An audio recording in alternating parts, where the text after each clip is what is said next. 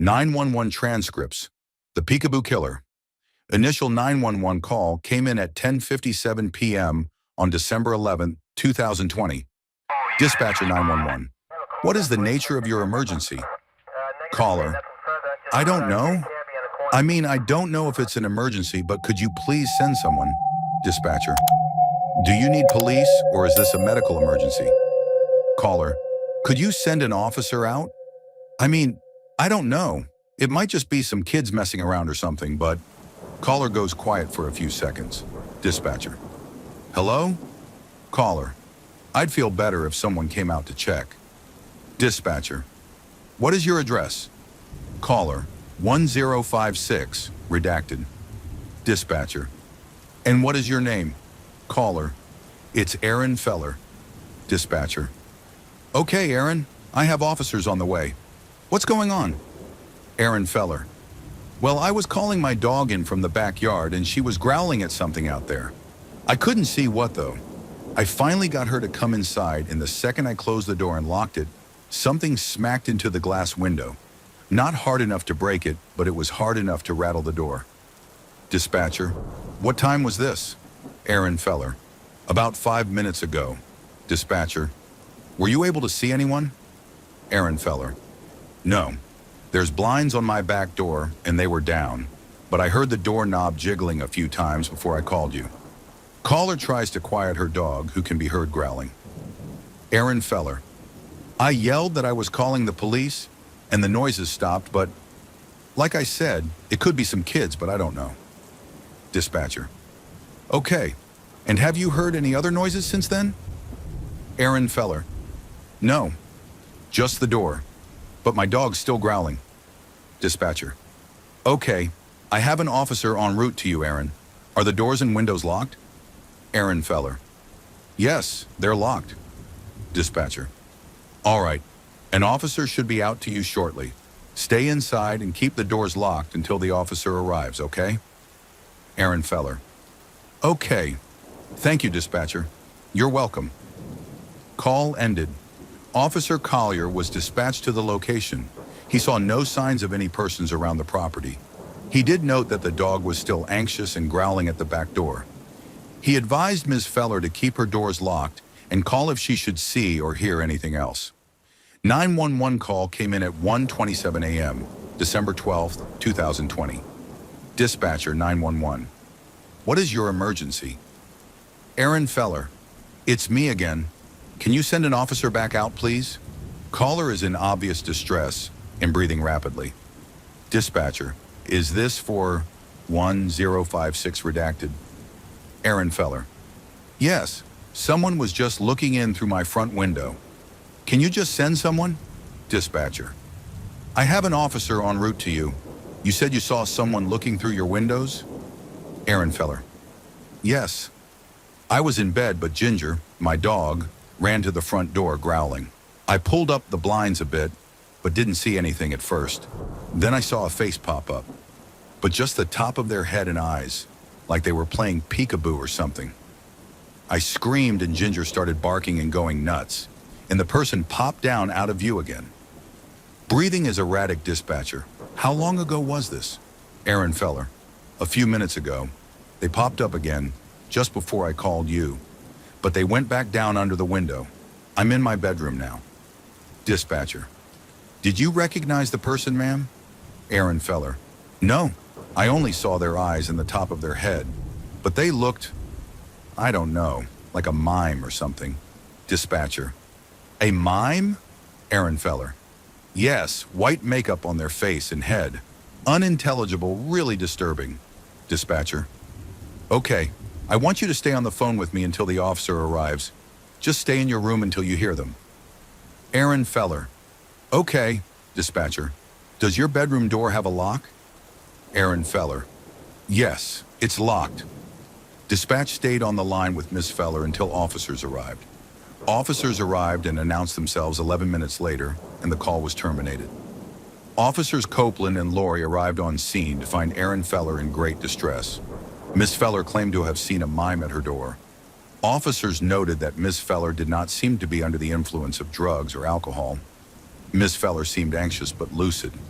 Miss Feller pointed out to the officers where she'd seen the suspect peering through her window. The glass had no visible marks on it other than a smear of white paint. Officers were able to see two impressions in the dirt just underneath the windowsill outside the laundry room. Officers stated the impressions looked as if someone had been standing barefoot on the tips of their toes. Officers checked the area and the field surrounding the home and found a trail of footprints leading away from the home to the woods behind Miss Feller's home. When followed, the footprints seemed to be erratic and moving around in a zigzag pattern. The prints stopped abruptly at a large tree, but there were no signs of any persons in the tree. The footprints looked to be made by someone who was barefoot and walking solely on their toes. Officers checked the woods but found nothing of note. Officers spoke with the closest neighbors, a half a mile down the road. The neighbors stated they hadn't heard or seen anything out of the ordinary. Officers reminded Miss Feller to keep her doors locked and advised her to call back if the person or persons returned. 911 call came in at 3:41 a.m. on December 12, 2020. Dispatcher, 911. What is your emmer? Aaron Feller, I need the police now. Caller is in obvious distress. The sound of her dog can be heard barking in the background. Dispatcher, is this for 1056 redacted? Aaron Feller, yes, I just saw that person looking in my bedroom window. I was asleep and heard tapping on my window, and when I looked up, that face was pressed up against the glass. How long before the police get here? Caller can be heard breathing rapidly and sounds as if she's moving around the house. Dispatcher, I have officers en route to you now, Miss Feller. Can you lock yourself in your bedroom? Aaron Feller, no. It was still tapping on the glass when I left. It keeps smiling at me. I'm upstairs in my office. It has a lock. Caller tries to calm her dog. Dispatcher, okay, Aaron. Aaron Feller, it was smiling at me and like mouthing words or something, but I don't know what. They didn't have eyelids, caller whimpers. Dispatcher, okay, Aaron. Just stay calm. Officers are not far from you, Aaron Feller. I don't understand why.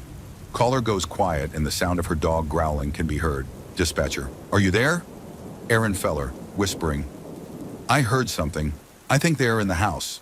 Dispatcher, you can stay quiet if you need to. I'm still on the line.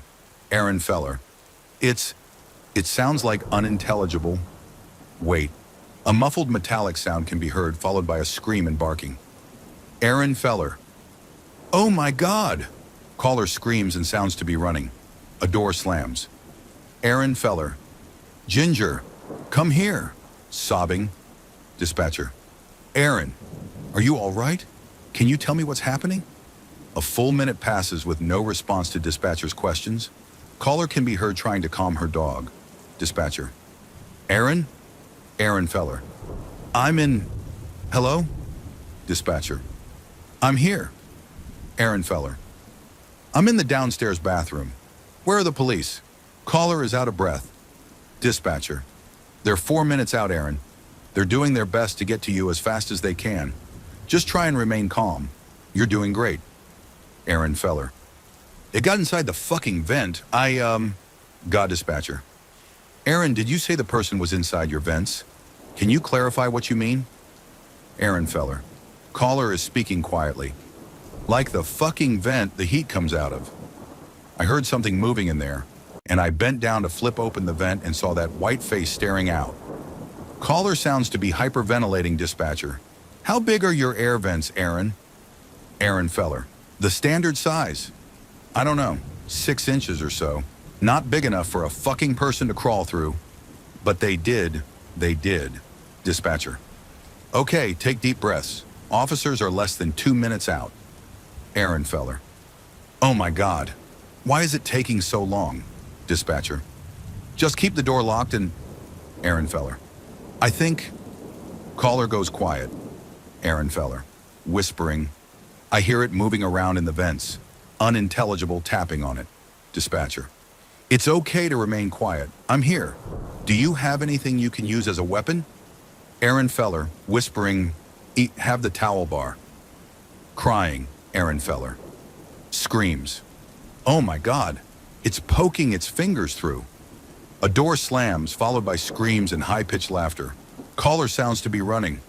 Laughing grows louder, almost mechanical in nature. Call ends. Officers McQuarrie and Pape arrived on scene approximately 56 seconds later. The front door was open prior to their arrival, and there were obvious signs of a struggle throughout the home. Officers called out to Ms. Feller, but did not get a response. Officer Pape found the dog in the downstairs laundry room, staring into the air vent and whimpering. The dog had obvious cuts and scrapes around its snout and paws from attempting to enter the air vent.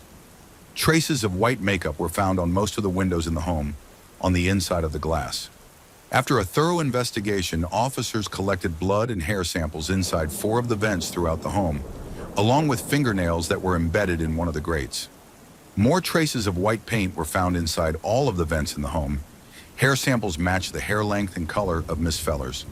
It is noted that all of the vents in the home were measured at 6 by 10, much too small for a person to move through or even fit inside.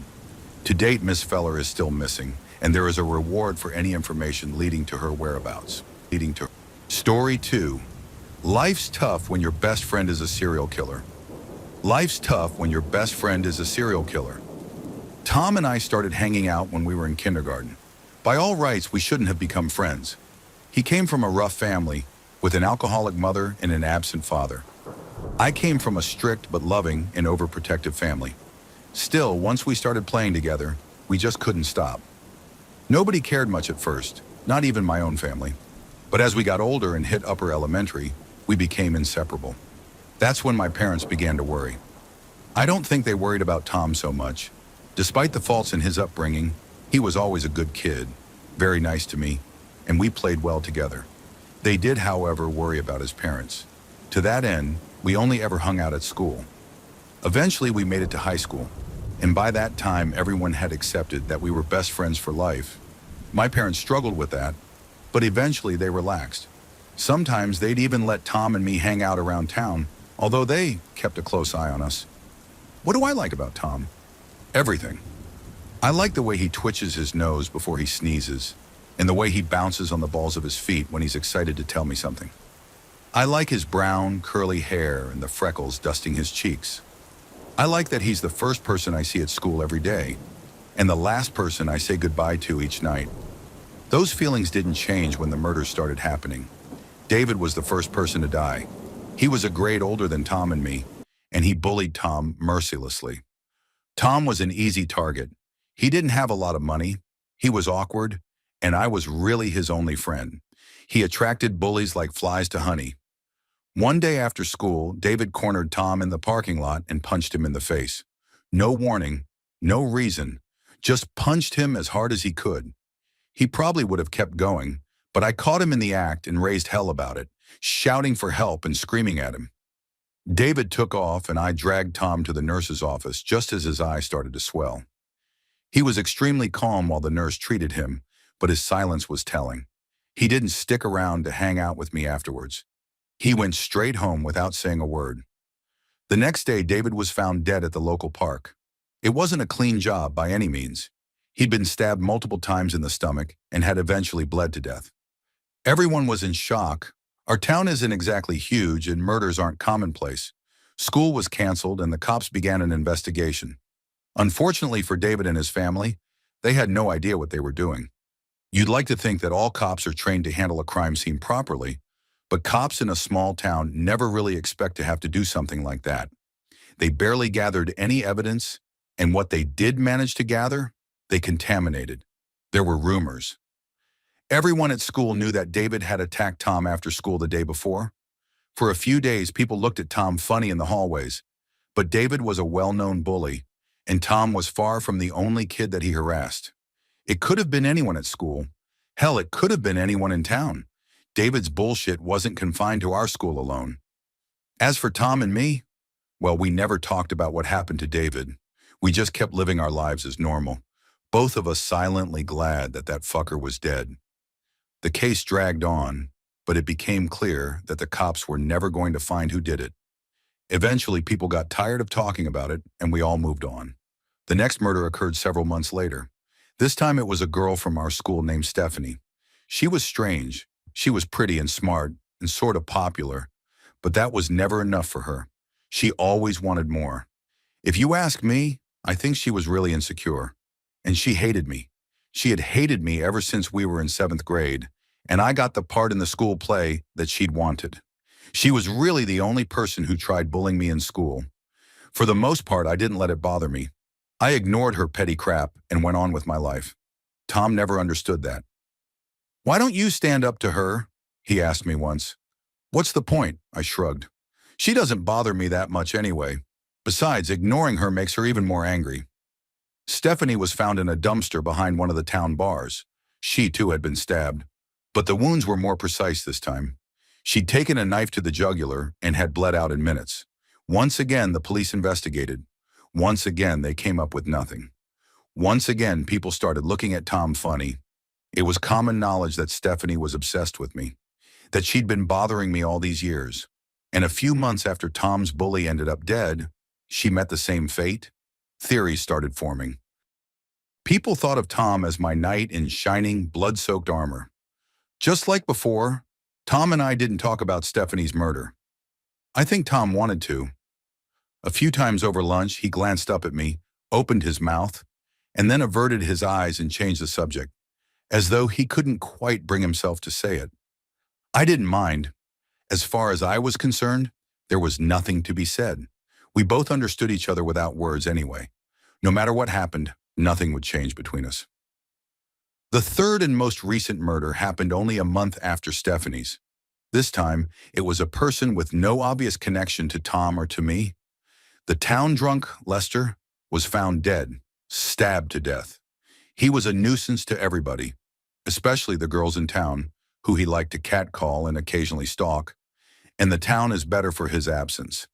Even though Tom never had any dealings with Lester, he was called in and questioned by the police. Fortunately, I was able to provide him with a bulletproof alibi. Tom and I, you see, had gone to see a movie the night before in the town over. I even showed the cops our ticket stubs.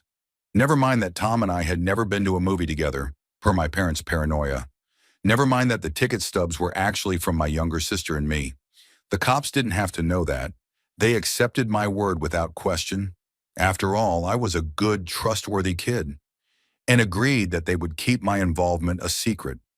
I told them I was afraid of repercussions from the other students. In reality, I couldn't let my parents know what I'd done. They'd know I had lied immediately. Tom was released and the cops assured everyone of his innocence. Still, the kids at school wouldn't look to him. Nobody wanted to talk to him. I don't think that bothered him much. After all, nobody had really talked to him before. Except for me. This time around, Tom was bursting to talk to me about it, all of it. I wasn't quite sure why. Like I said, words were often unnecessary between us. Both of us knew where we stood, knew what was happening and why. But I care about Tom, and hell, if he really wanted to do this, we'd do it. A few nights after Lester's murder, I snuck out of the house. I made my way across town, not stopping until I was outside Tom's bedroom window. I knocked quietly and he appeared almost instantly, as though he'd been expecting me. A few minutes later, we were sitting in his backyard, talking in low voices. "This doesn't change anything between us," I said. He shifted nervously beside me, and I tried to sound as sincere as I felt. "You're still my best friend. Everything is just like it was." I could sense him shake his head. "You know that's not true. Things can't go on like this for much longer." I bristled. "Why not?" "The cops here have no idea what they're doing. They'll never figure it out. People can talk all they want. Without evidence, they can't do shit." He sighed. "People will figure it out. Eventually something will slip through the cracks, and it'll be all over." We sat in silence for a few moments. I hated it, but he was right. Finally, I answered him. "Fine, you've made your point. I'll be more careful next time." "Next time?" he said, disapproval clear in his voice. "I mean, if there's a next time," I amended. "If people leave us alone, there'll be no need for it." "You don't have to protect me," he said. "I know, but I'm going to anyway." At that, I stood up. "I better get home before my parents figure out I'm gone. See you at school tomorrow?" "Sounds good." Tom climbed back in his bedroom window, then turned back to me and whispered, "Don't forget what you said." I rolled my eyes. "I won't, I promise. You worry too much. He closed his window and I started the long walk back home, my right hand in my pocket, tracing the sharp edge of my favorite knife. Life's tough when your best friend's a serial killer. Honestly, I don't know how Tom does it. Story 3. My daughter is a serial killer. I just found out she may be something much worse. My daughter is a serial killer. It took me a long time to be able to say this. Long after the police came to her house when we were visiting. After they found the graveyard and abandoned field behind her house, bodies arranged in 3 wide circles like some kind of macabre fairy rings. After they told us just how many people she had killed, a number so high, I cannot even begin to understand how she managed it at 29. It was 2 years after she was put on death row, I finally said those words to my wife. Our daughter is a serial killer. People always say female serial killers were rare and not as bad as male serial killers. But Fiona was right up there with Bundy and Dahmer when it came to the brutality of her kills. She was no less violent, depraved, or cruel. The collection of her victims' hearts she kept in her fridge was every indication of that. And so were the coroner's reports that each victim had been kept alive for days, tortured, starved before Fiona finally killed them. It was a mercy in the end for them. Death. Nobody would want to live in the aftermath of what she did. The cop told me that the coroner had been gray when she said this, that in 25 years of policing work he had never seen anything this awful. Some nights I still wake up in terror from nightmares of what she did. The strangest thing about all this was that Fiona was a tiny little thing. The police were utterly flummoxed as to how she had managed to do any of this. Worse still, they couldn't figure out just how she had killed these people. The cuts were so clean, like a surgeon's hand. But there was nothing in the world that could have made these cuts. No scalpel or knife. All their organs had been removed, and then they had been neatly stitched back up again. When they opened the stitches up, they found the insides of the victims had been tattooed with hundreds of lines in a language no one could decipher. My daughter is not a medical professional. She is not a tattoo artist. She only speaks 2 languages, English and Spanish. We avoided the press, but that didn't mean the articles wouldn't be written. And the articles came.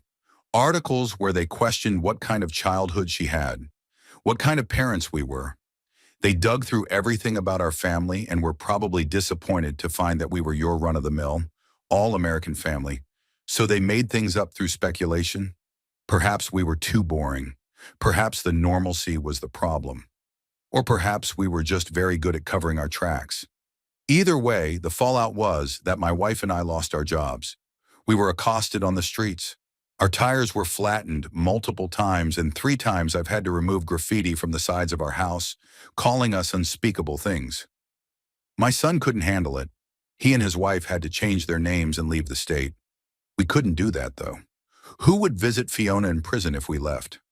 I know people wanted to think Fiona was an oddball, that these killer tendencies had manifested in her because she was weird, a loner of sorts. Number Fiona was a popular kid. She was a great daughter, never missed a chance to come visit and help us. She was a cheerleader and did well in school. She had a group of friends she grew up with. She even married her childhood sweetheart. I can't say she was a good wife, however. Poor James, they found his head in the chest freezer in their basement. They still haven't found his body. It was the first time we visited her in prison that led me to finding what was in the attic. We were asked to try to get more information out of her. The police said that there were bodies they couldn't identify yet, and that if we could get her to talk, it would help bring some peace to the victims' families. They also wanted to know how she did it. The guilt of what our child had done to other people's children made us go more than our love for our daughter. It felt like some small way of atonement, finding out what we could and helping in some way. Not that anything could make amends for giving birth to a monster. It happened on the day of the visit. We sat nervously and waited in a highly secure room within the most high-security prison. 2 wardens stood within the room with us. 2 stood outside and 4 wardens escorted Fiona, in chains, to us. When the door opened and our daughter walked in, what was alarming was to see the jovial smile on her face, despite being chained at both her hands and feet. She looked remarkably well. This wasn't surprising since she had smiled coldly her entire way through the trial as well. But there was something extra obscene about how well prison suited her. She was glowing. Hi, Dad. Mom. She sat down across the table from us. I flinched as the sound of the chains as they clinked when she moved. Fiona. My wife Christina managed, her hand clutched right around a tissue. Then she was crying again and Fiona's face changed a bit. She looked at Christina in concern. Mom, please don't cry. If you knew what I know, you wouldn't be upset. Anger began to bubble up inside me. What the hell was wrong with Fiona? I had read enough now to know that serial killers were devoid of empathy or human emotions in general, but this wasn't the little girl I had raised to be a good woman. What happened to you? I asked, my voice quiet as I tried to keep the emotion out of it. Why did you kill all those people? Fiona sat back smiling and tossed her blonde hair over her shoulder. Oh, Dad, it doesn't matter. You can't stop us, no matter how much you try. I couldn't understand what she was talking about. Fiona. My patience was wearing extremely thin. What are you talking about? I'm talking about your father, Dad, and his father, and his father, all those generations. I swallowed hard and glanced at the prison warden. If he felt like something was weird about our conversation, he didn't show it, however. What about them? I asked her, concern edging its way into my voice. Fiona tilted her head quizzically, and for a moment I saw her as a 6-year-old, doing that when I taught her maths. Do you really not remember? I shifted uneasily in my seat. You know what this is. You have always known, she said, leaning forward. I really... We don't like it when you lie. I stammered and then fell silent. I didn't know what kind of game she was playing. She sat back and smiled brightly. Then I swear to you, my heart stopped. Suddenly, the entire room darkened. Fiona's eyes went completely black. Her skin and hair turned pale white. And yet the guards kept standing there, seemingly seeing nothing, frozen in time. I tried to look at Christina, but she just sat there, staring ahead of her into nothingness, a tear frozen on her cheek. My daughter opened her mouth and ash fell out as she spoke, her replaced by a deep, cold one. Elemen zerote kokai ayade urcheplara. Tenu devit ok paya em uredmistu. Eladi godera devit ga oruf uru kedori. Those words. I knew those words. I had seen them before. My hands cold and clammy, I pushed back from the table as the chair fell away and backed myself up against a wall, terror gripping my chest.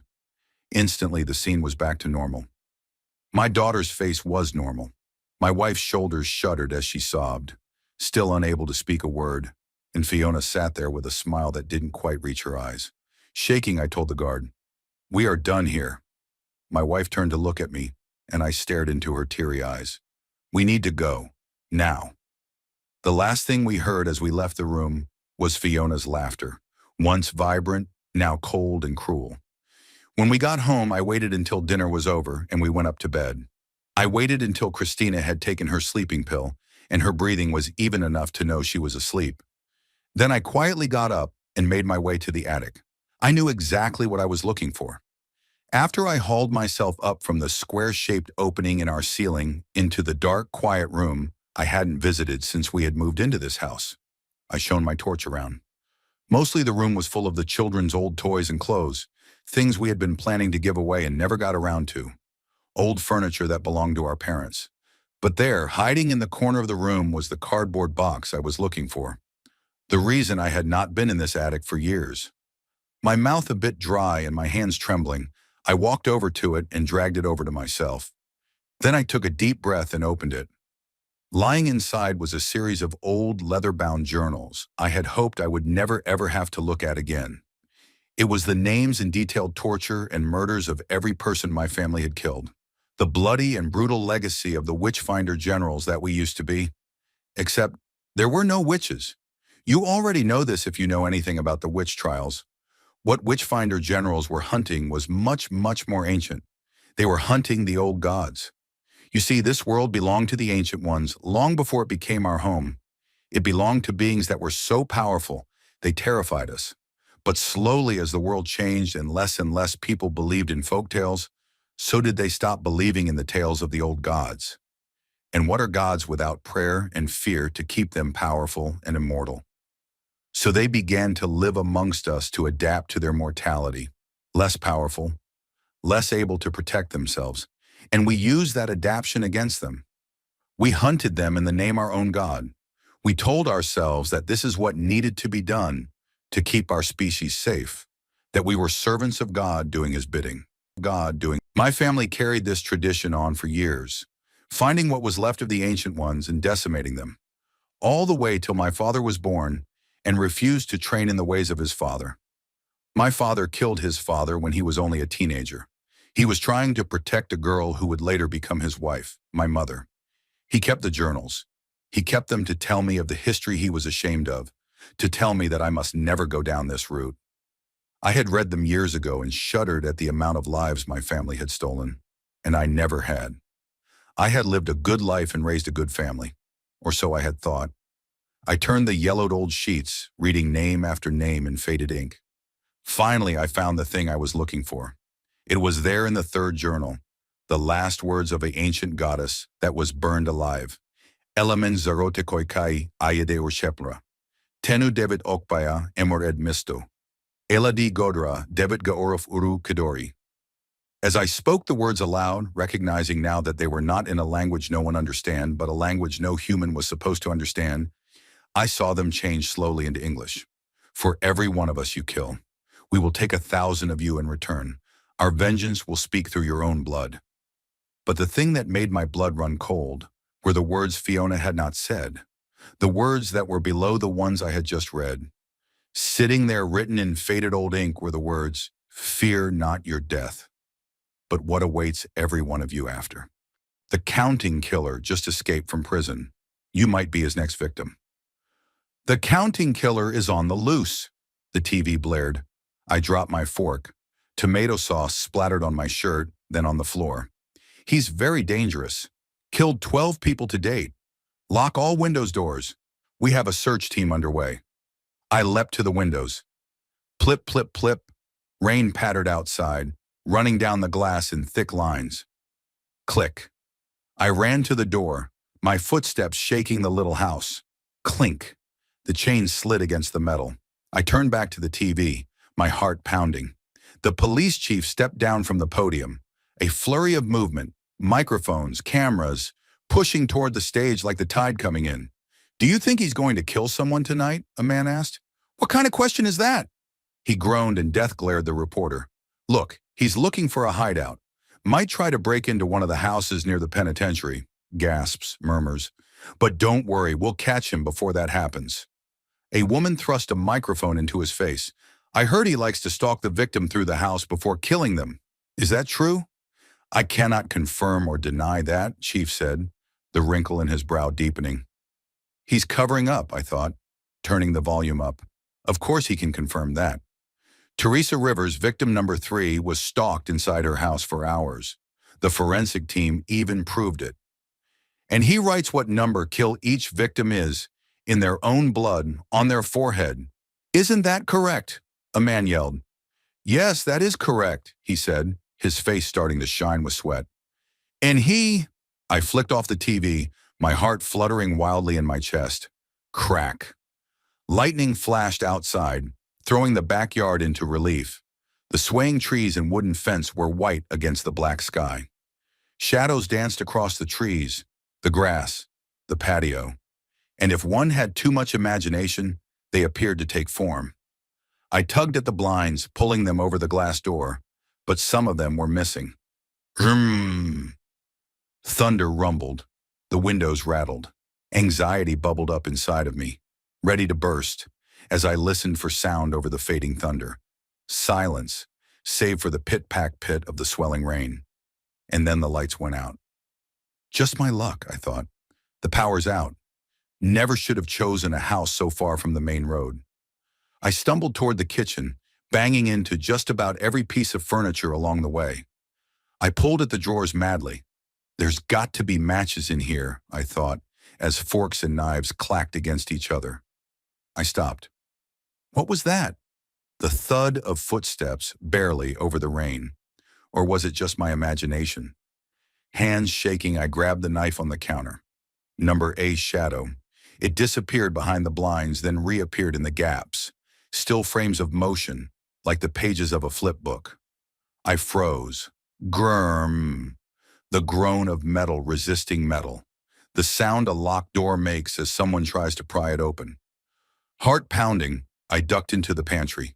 The air was thick and stale, steeped in expired bread and flour. I groped around for matches, a weapon, anything that might change my odds. But my hands only fell on cans of food. I locked the front door, the back door, the windows. I leaned against the shelves. They dug into my back. But even when everything is locked, there's always a way in. Crash. I gripped the knife harder, footsteps squelching on the hardwood floor, moving through the living room. "Looks empty," a man's voice said, muffled through the door. "Perfect. Maybe I can escape without him seeing," I thought. If he thinks the house is empty. My hand tightened around the doorknob. Thud, thud, thud. Footsteps sounded through the house, the dining room, then the family room. Pause, louder, towards the couch, the TV, the kitchen. I held a hand over my mouth, silencing my ragged breathing. No, don't open this door." White light reflected off the floor, shining through the crack, and thump. But the door didn't open. Thud, thump. The footsteps retreated now.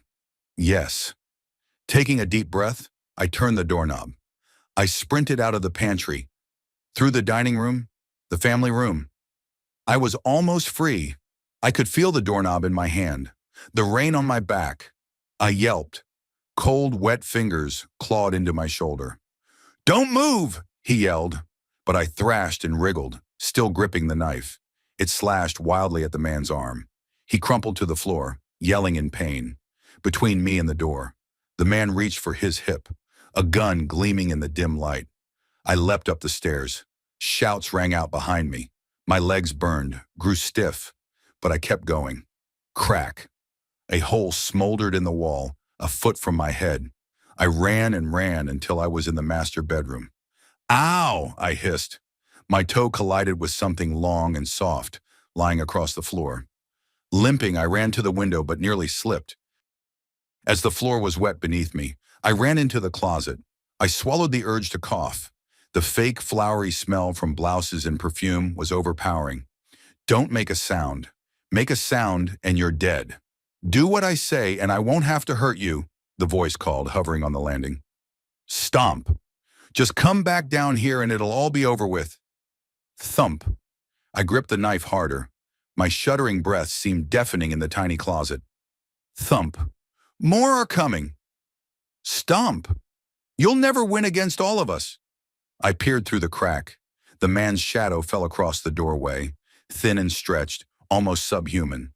Thump. Squelch.